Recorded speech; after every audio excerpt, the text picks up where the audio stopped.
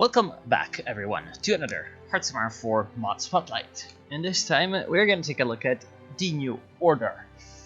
Last Days of Europe, Old World Blues. Damn the subtitles. So this mod, as you most likely already know, is a mod where the Germans won the Second World War. And we are playing in the middle of the ensuing Cold War between the United States, Germany, and Japan. And this mod is, well, getting to be quite famous in the Hearts of Iron 4 community. So they released a demo, sort of, which is Old World Blues, which allows us to take a look at some of the mod's mechanics more in depth than just simply through, reading about it. And yeah, so this is going to be a spotlight for the demo, and obviously the demo is a bit of a teaser for what's to come with New Order, so that's pretty good. We're going to go over it. That's obviously if ever loads in. So yeah, obviously one of the biggest features of the mod is, an alternate reality Cold War in a universe with the Nazis having quote-unquote won the Second World War. So that is, in and of itself, very appealing to many. And as you can see from the wonderful loading screen map that I wish wasn't around, because that would mean that we were already in game. But as you can see, the map is very, very different from regular timeline. So, yeah, there we go. Can we actually get that screen back in any way? Nope. It's not like EquestChat War. Man, EquestChat War is a good mod. Anyway, so yeah, the map is different. Russia has exploded into a lot of different little states, warlords, communities, coalitions that are trying to, in one way or another, either restore an old Russia that has been forgotten. May that be Imperial Russia, may that be the Soviet Union, may that be a Russian Republic. Or they're trying to establish their own way of life and their own little thing, such as Orenburg, with a sort of libertarian autonomous confederation, Nowa Polska as an exile community of Polish, refugees from essentially conquered Poland, the Free Aviators trying to maintain the skies clear of German aircraft that are periodically bombing Siberia.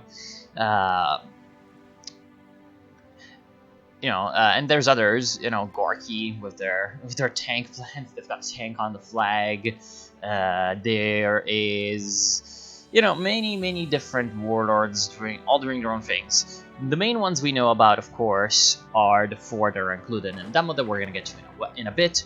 Other notable additions include states that are trying to make a new Russia that might just become some kind of hellhole, such as Omsk, which is trying to learn probably everything worst from Nazism and apply it to Russia to get revenge on the Germans. There's Kemerovo, which has restored the Rurikovich dynasty, which was the first dynasty of the Rus, which was the first Russian or East Slavic state. And there's Amur, which is a I'm not sure if it's going to be pro-Japanese, but definitely, fascist Russian state in the Far East.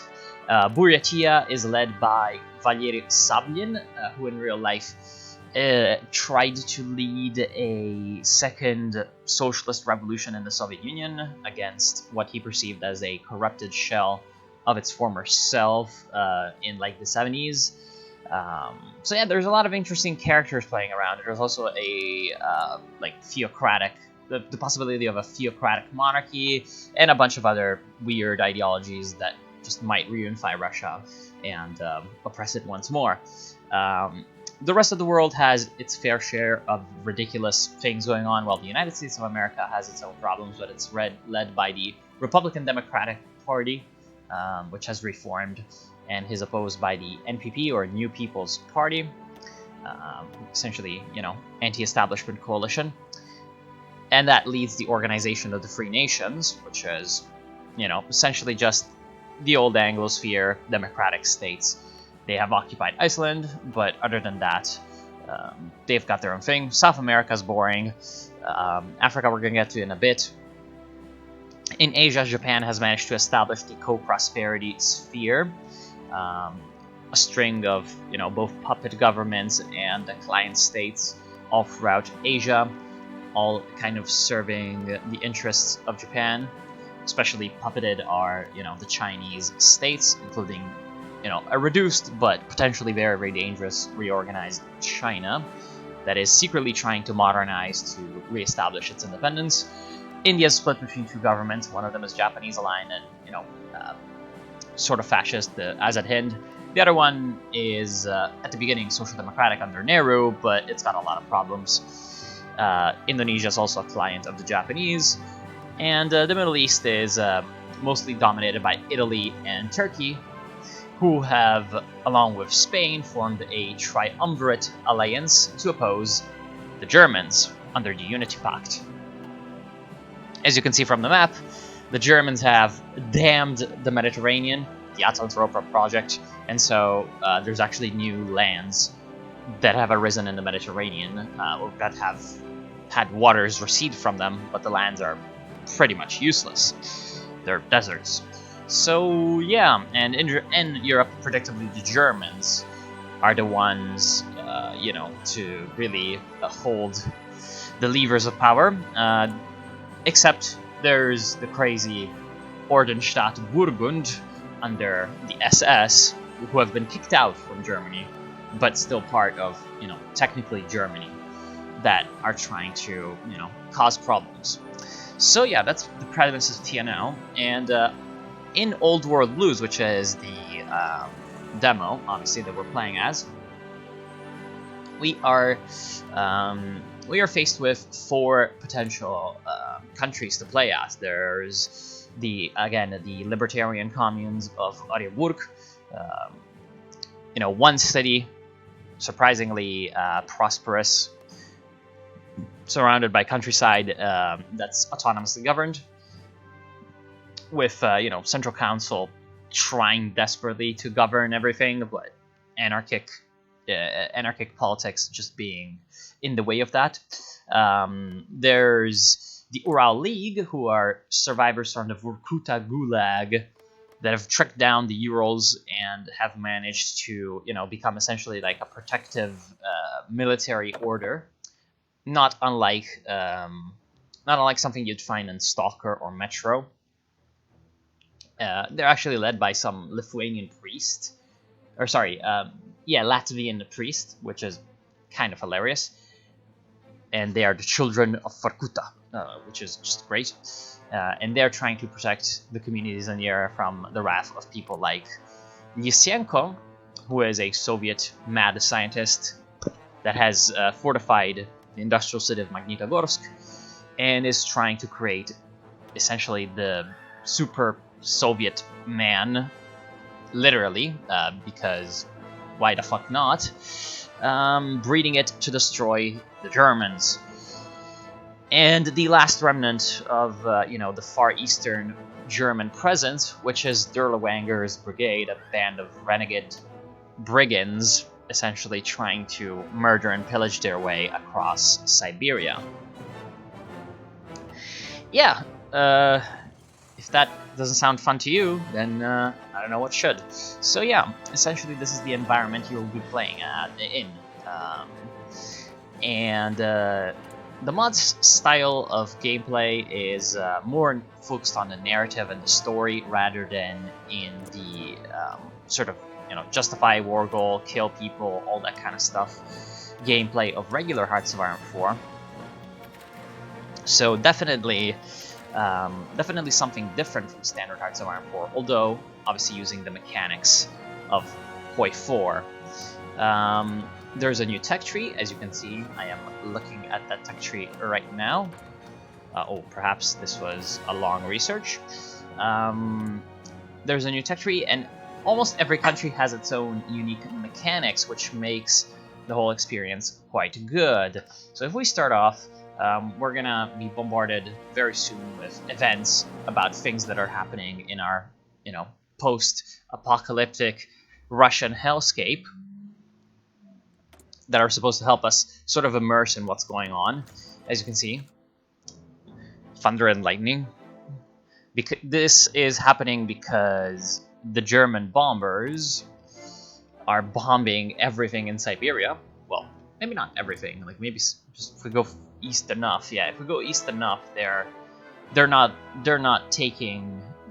They're not really doing anything. But in general, it's just bad because nowadays the incessant bombing campaigns have become normalized, a part of the Russian psyche.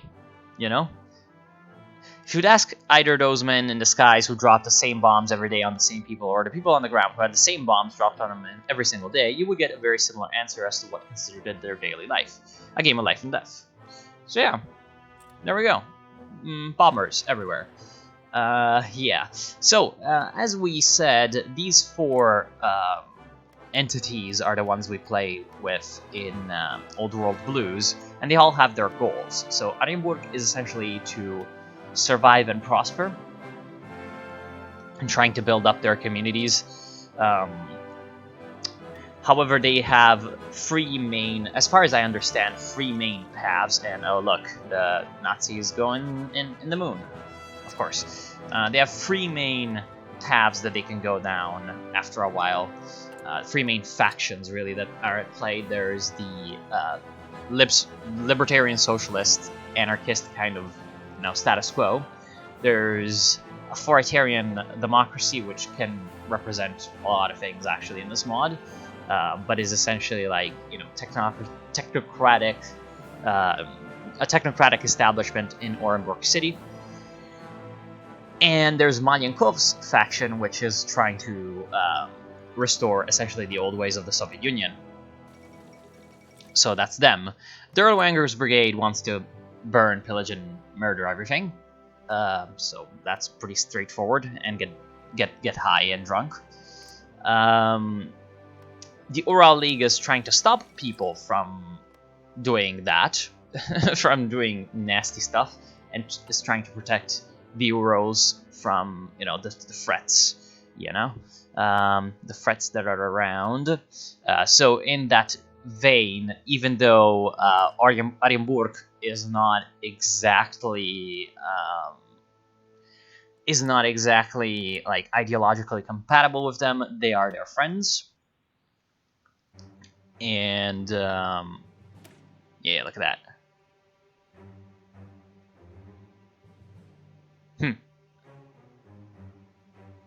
Yeah, of course. And to create essentially a order of protectors for the area.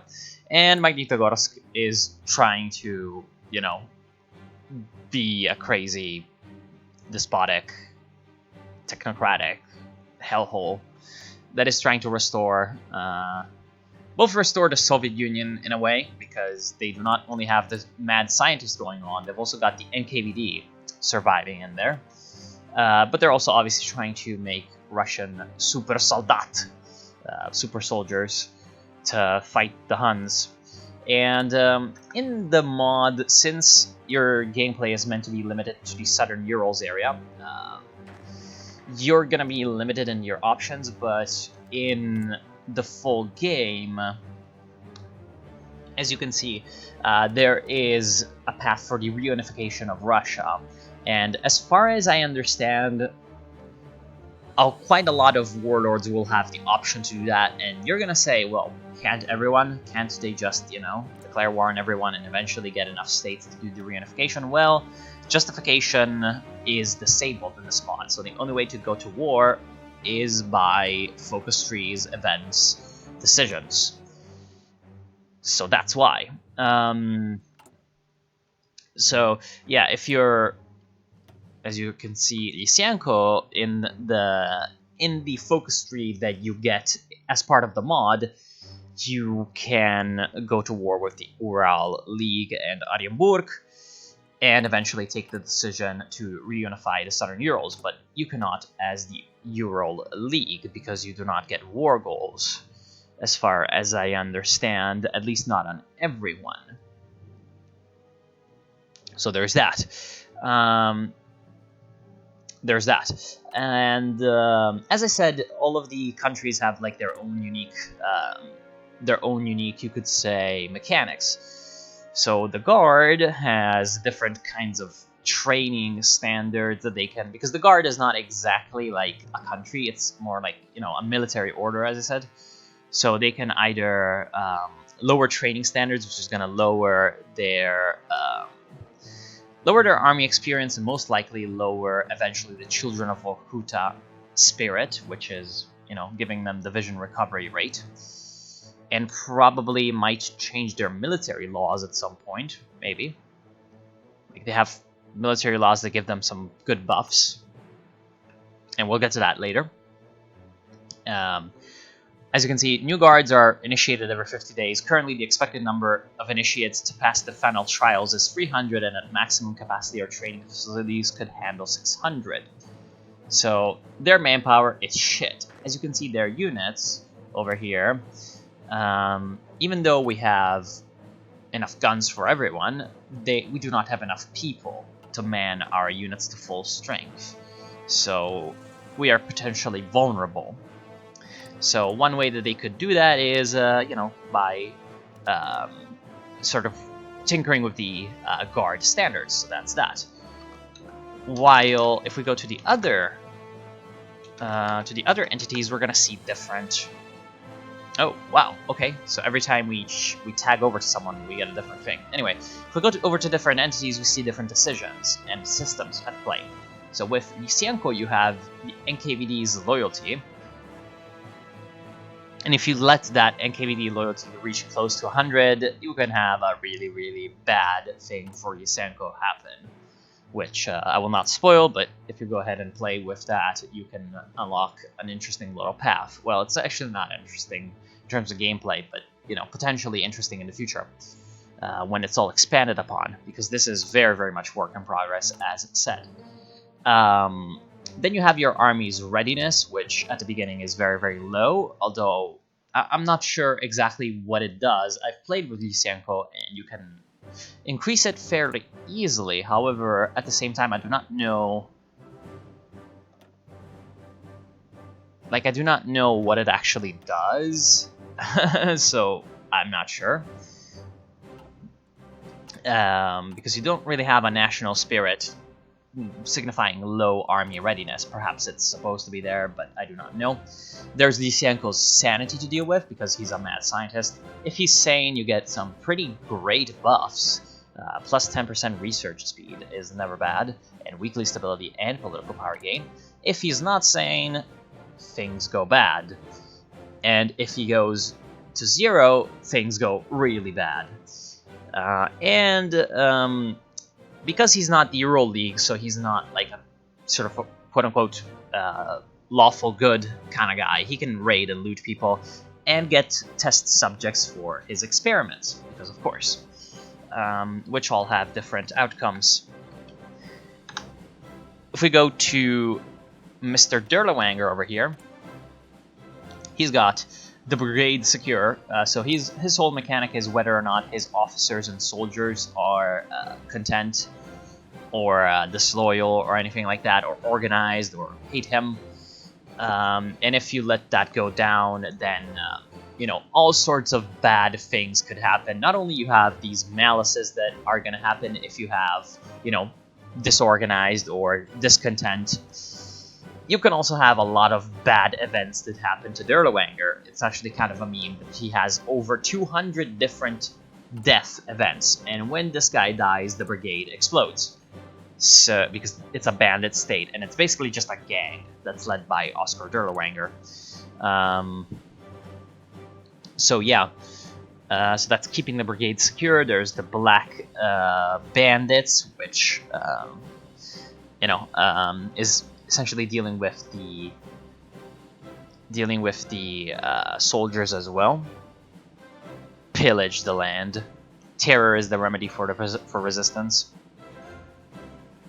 Of course. And then there's raiding. He can also raid.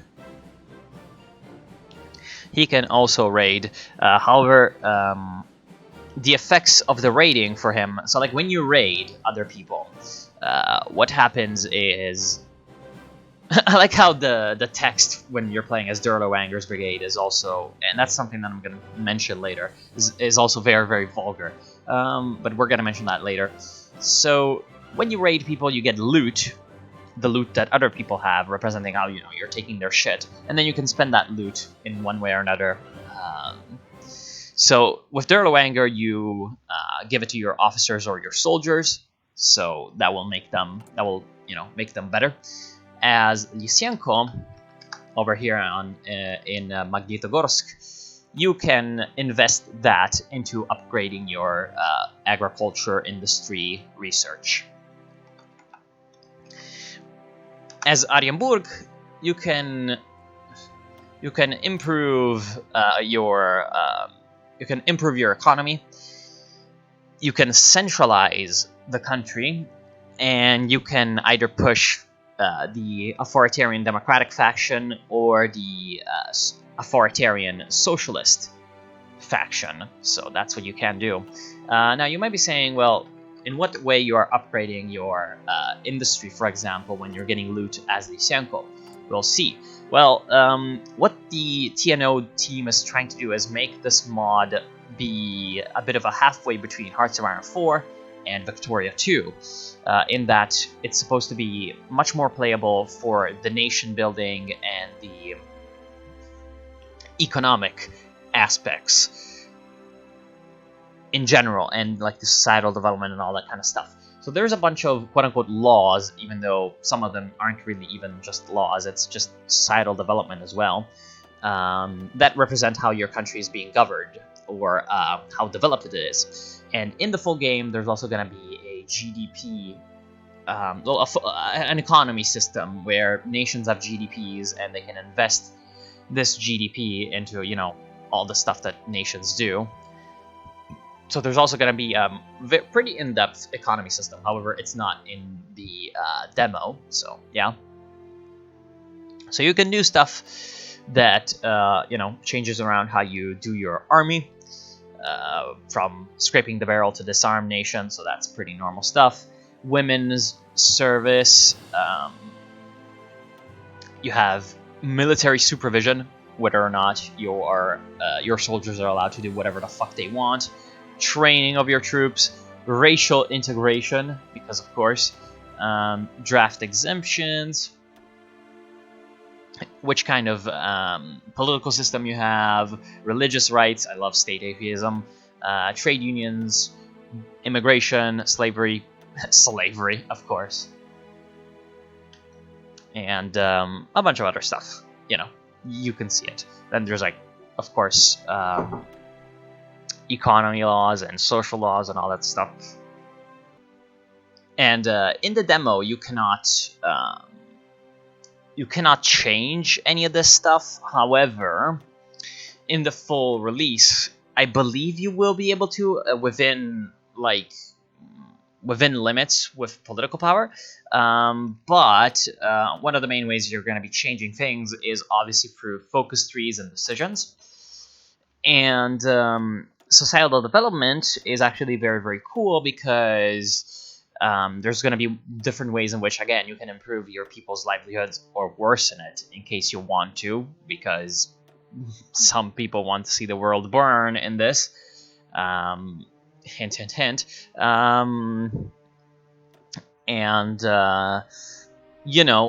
the whole GDP being able to invest in it, like, for example, if you invest a lot of your GDP into, for example, like your agriculture or whatever, or education, you're going to be able to improve things like academic-based research facilities and agriculture. You're going to be able to build a nuclear stockpile, all that stuff, all that great, great stuff. So in terms of gameplay itself, how is the mod so far? Well, again, It's very, very early on, so nothing really too out of the ordinary. The gameplay itself is mostly just regular Hearts of Iron 4.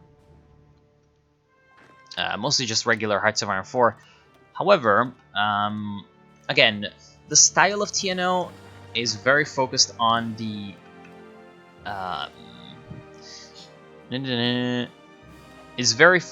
you could say, the oh shit.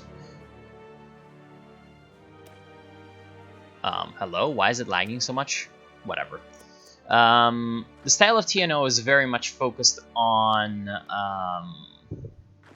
you could say the narrative. Oh, that's probably because I have TV bug on. Yeah, now runs a little bit better. On the narrative style, so you have events detailing what's going on.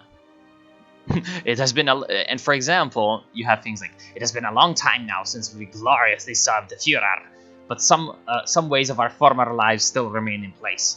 Of these has been the Nazi salute, often accompanied with the phrase Sieg Heil.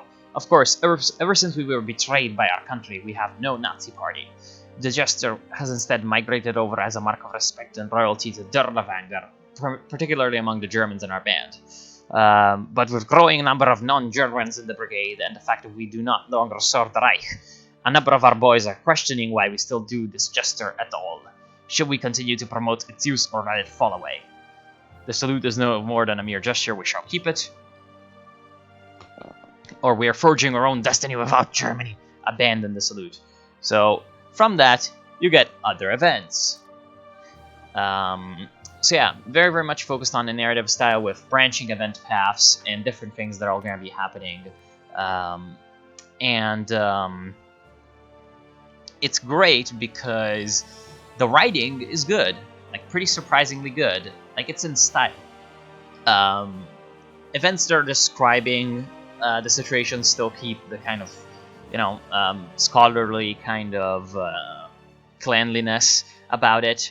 However, descriptions that are more about, close-up description of what's going on with a faction and its culture, its, you could say, quote-unquote, culture and ways, are very, very much in character. So, for example, you can see Der Lewanger's little text over here. Prepare a raid against Arinburg. Those fuckers' armies are too small to keep every town safe. We can't pass up the opportunity. Those fuckers. Magnitogorsk itself would never use that language. So if we go back to Lysenko and check out the writing for his stuff, remove all obstructions. You can see it's written in the style of a kind of bureaucratic terseness, Content, Communique 17C, 2X, content NKVD personnel are hereby ordered to immediately carry out the elimination of all subjects of blah, blah, blah, lists, numbers, just in general, that stuff. Perhaps the Euro League has more normal writing. I've actually never played Euro League, so I do not know how they are. Yeah, like, our brave guards defend the borders of our land with the ferocity and loyalty of a mother bear, or whatever. Story of Der Lewanger's bandits in Lysenko's Dark Mountain have been reaching our guards recently. So they're all, like, all stuffed up, like, survivor knights. And then Arinburg, the communes, we go in, and it's like, you start off, and it's like, it's the 57th Congress of the Soviet. There's been 55 Congresses since the end of World War II, so like 15 years. Yeah. Yep. That's just great. And then it's just like, explaining how the political system works and all that kind of stuff. Anarchic communes, we like freedom, we hate tyrants and fascists and all that kind of stuff. And yeah, so that's that. And the gameplay itself is you shifting through these events in one way or another. And trying to make the best of a terrible situation or the worst of a terrible situation for everyone else, in case you're Der Lewanger or someone else like that. A brilliant proposal.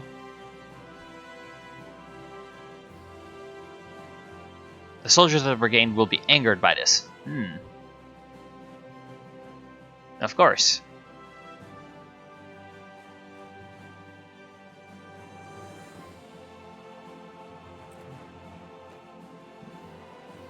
And you're going to be murdering and pillaging everyone around you until your focus tree allows you to actually go to war with someone. Because this is playing in an area where no one really has an economy, or, well, some people are trying to build a state, such as Orenburg, or at least some kind of order, such as the Ural League and Magnitogorsk, but you don't have that much use for the economy system, and it's not in the demo yet. You don't really have that much quote-unquote nation building to do peacefully, so you're just kind of gonna go around, raid people by doing these border wars, which I, by the way, really fucking hate. And yeah, you get their loot, you do the stuff. You go down your focus tree, which is relatively small, but at some point, some people can get other focus trees until, again, you get, for example, a war goal, such as the Erlanger Brigade declares war on the Ural League. Yeah, the decadent Venice of the East still stands unmolested, of course. If we tag over to Orenburg, we see how... well, I'm not sure if it's gonna work. I'm gonna do this one last thing, then go away.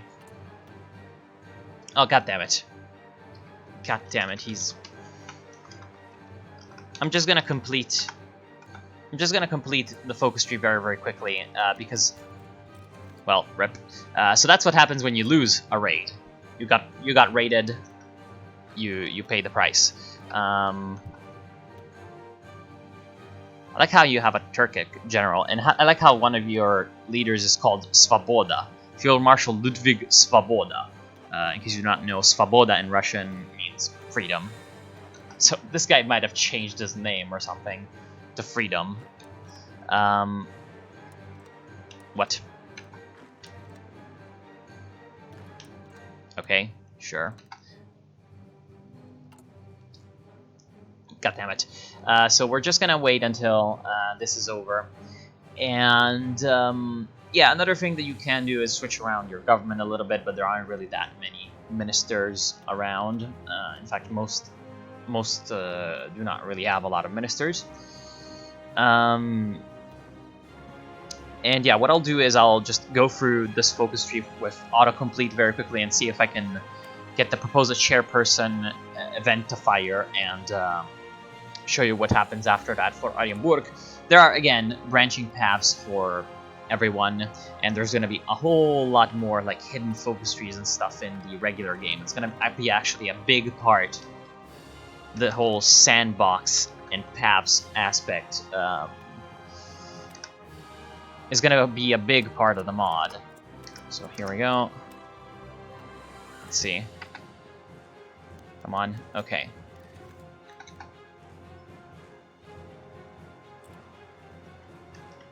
So now it's going to have to calculate and get all the events fired.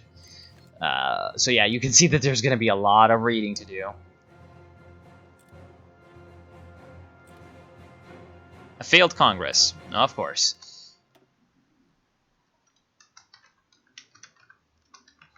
So now we auto-complete away these ones. Communal levy proposal, or the communal militias.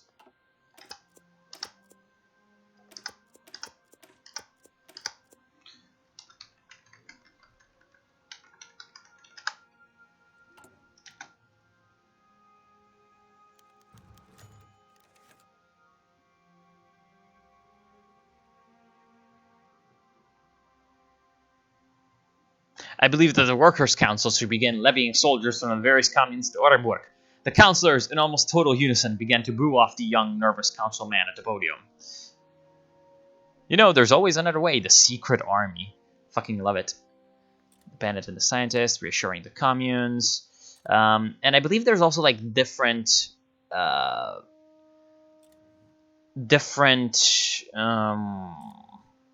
like paths available depending on what you've chosen before in the event. So yeah, I'm doing this, not in the way you're supposed to. Raiders on the frontier need to be able to defend ourselves. Oh fuck, that was not supposed to happen. What they don't know won't hurt them. Okay, so you just get a secret army. Of course. And then after the 58th Congress, you elect a chairman, which is what I wanted to look at. Infrastructure. Can't we have one thing that everyone agrees on? Roads? No. That's kind of funny. It's kind of funny that roads are what everyone doesn't agree on. And I like how, because of a lot of things, we are not even getting hourly division recovery. Like division organization -5, division recovery rate -60%. A new type of secessionist. Okay.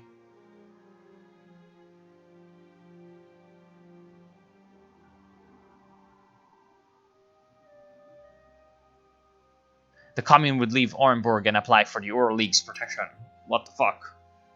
Oh no.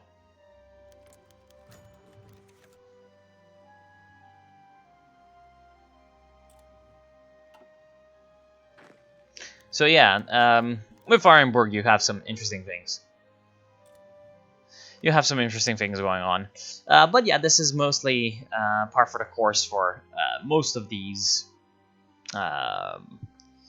little things. You have a lot of branching paths, a lot of interesting decisions. The party splits, of course. We have been raided. Oh no. Yeah, it looks like they attacked us and we instantly got pushed back because our stuff is shit. Alright. Just give me the fucking 8th Congress, dammit. Malinkov's offer. Authoritarian socialism. Yeah. And then, as you can see, in the mod, since it's only a demo for a wider mod, the wider mod will have different events going on around the world. And you can see glimpses of that through, again, events that are forcing things to happen in one way or another, rather than organically developing from focus trees and event chains, as they will be in the full release. So yeah, that's kind of nice. So we go back to... Oh damn, I could have just canceled the focus. I'm an idiot. So there we go.